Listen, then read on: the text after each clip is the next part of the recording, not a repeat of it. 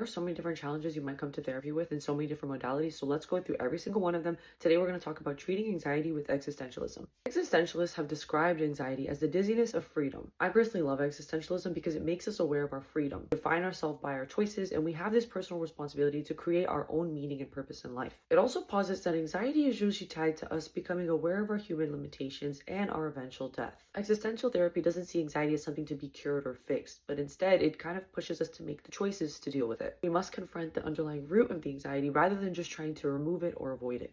An existential therapist will probably walk you through this in 4 steps. Number 1, we want to identify when anxiety takes over our decision making and when it becomes destructive in our lives. Number 2, we want to understand what values and talents and strengths that you hold that would help you in managing the anxiety when it comes up.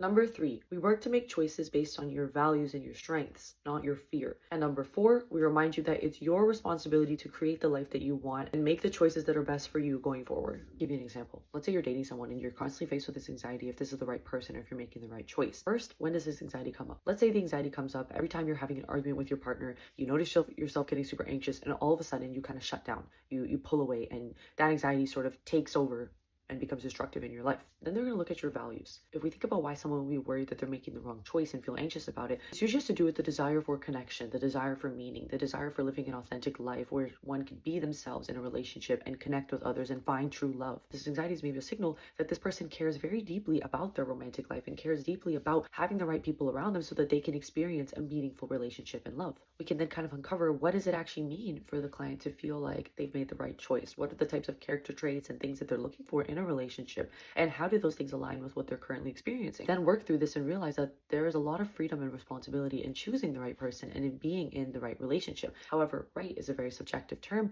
and this is where the client can explore more about what it is that makes them fulfilled and happy, and learn to either take that anxiety as a signal that maybe this isn't the quote-unquote right relationship, or that they maybe need to look at their relationship in a little bit of a different perspective so that it better aligns with what they authentically want in their life. By the client better understanding this and knowing that the uncertainty of life and the uncertainty of making the right choice all the time is inevitable, this can help them feel a little bit more empowered in going forward and making choices that align with what best suits them for that moment and for the things that they want out of their life. Now, existentialism isn't for everyone. Some people may struggle to accept that they have a personal responsibility of how a lot of the events of their life play out.